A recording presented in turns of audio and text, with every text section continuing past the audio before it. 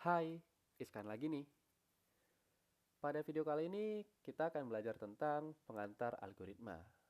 Sebelum masuk ke dalam materi lebih lanjut, izinkan saya untuk memperkenalkan diri terlebih dahulu. Perkenalkan, nama saya Iskandar Soleh, bisa dipanggil Iskan. Bahasa programan yang saya kuasai adalah bahasa C, PHP, HTML, Java, JavaScript, dan bidang yang saya tekuni adalah web developer.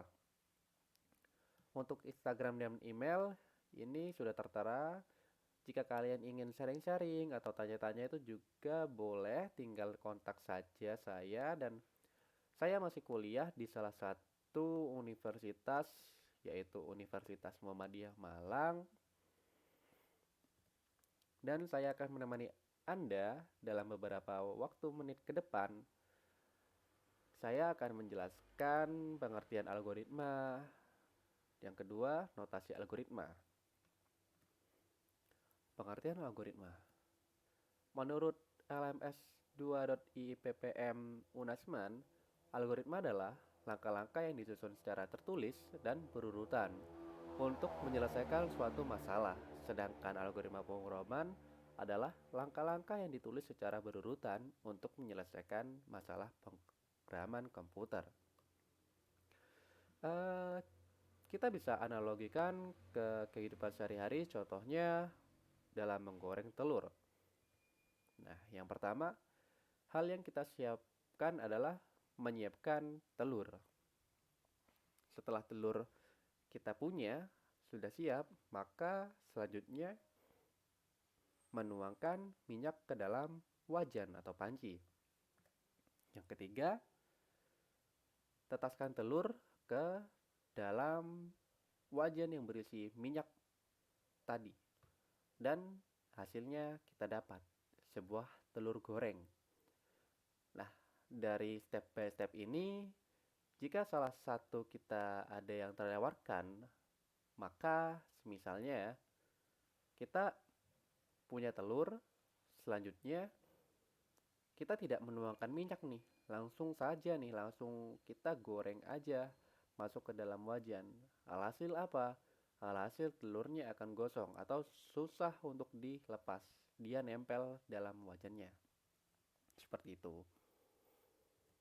Next. Nah, biasanya adanya suatu algoritma itu diawali dengan adanya suatu masalah. Masalahnya apa? Tergantung. Misalnya di perusahaan apa gitu. Tergantung perusahaan tersebut memiliki masalah apa. Setelah masalah ada nih, maka selanjutnya membuat algoritma sebagai pedoman program. Setelah algoritma dibuat, maka step ketiga yaitu program. Program komputer sesuai pedoman algoritma. Kita ngeprogram itu untuk apa? Untuk mobile kah? Aplikasi desktop kah? Atau aplikasi web juga bisa. Jika web bisa menggunakan bahasa PHP, kalau mobile itu bisa menggunakan Flutter juga bisa atau Kotlin juga bisa. Dan yang terakhir ini desktop. Desktop sendiri itu bisa menggunakan bahasa C atau bahasa Java. Atau yang lain juga bisa. Dan setelah diprogram, maka outputnya apa?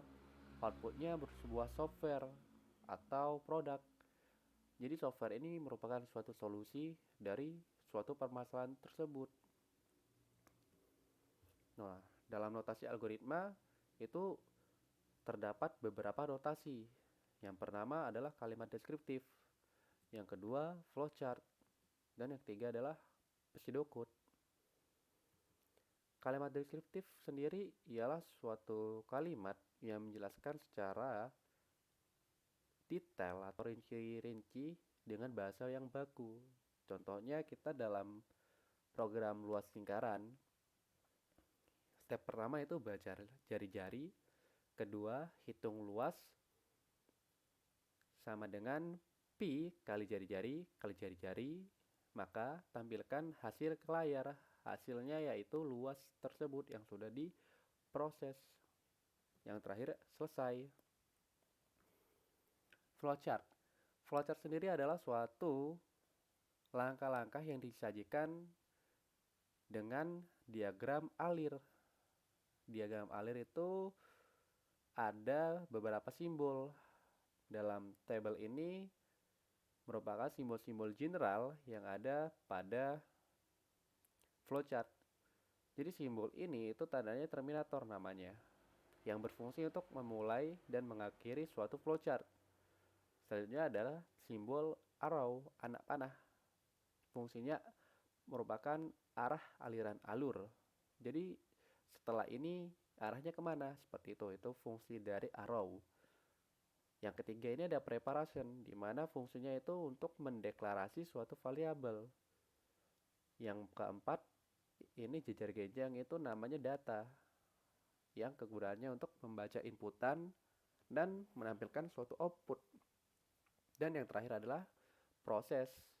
Dalam proses itu merupakan proses pengerjaan. Nah, jadi di kanan ini ada suatu contoh dari flowchart. Itu saya menggunakan algoritma flowchart sama seperti algoritma sebelumnya, yaitu algoritma deskriptif. Yang pertama itu mulai, terminator nih. Selanjutnya ada arrow, arahnya ke bawah nih. Selanjutnya kita mendeklarasi suatu variabel, deklarasi P, R, luas dengan tipe data integer. Selanjutnya ada input, input nilai R.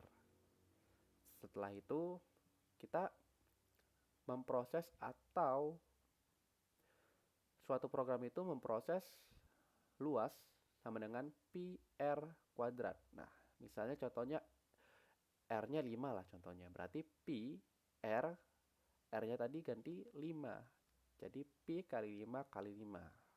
Pi itu bisa 3,14 atau 22/7. Setelah diproses oleh komputer, maka hasilnya itu ditampilkan. Itu menggunakan si data tadi. Setelah itu maka selesai. Dan yang terakhir adalah pseudocode. Pseudocode sendiri itu kurang lebih sama seperti kalimat deskriptif, hanya saja bedanya itu tingkat tinggi. Yang mana biasanya pada pseudocode itu ada 3 nih, yaitu judul, deklarasi, dan algoritma. Judulnya program luas lingkaran, deklarasinya seperti tadi ada variabel luas pi jari-jari sebagai tipe datanya integer. Algoritmanya seperti ini. Jari-jari itu sama dengan 5. Maka variabel jari-jari isinya itu sekarang 5. Dan prosesnya luas sama dengan pi kali 5 kali 5. Maka tulis luas.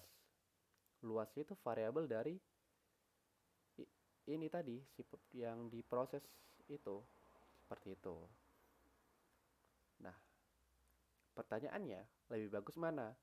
Untuk lebih bagus mana itu sendiri itu tergantung, fleksibel. Kita harus tahu latar belakang dari suatu klien kita. Misalnya klien kita itu pemahamannya kurang luas.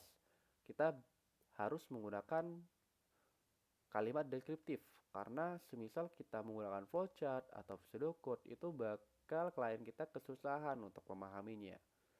Dan jika klien kita itu pemahamannya luas, maka kita bisa saja menggunakan flowchart atau pseudocode.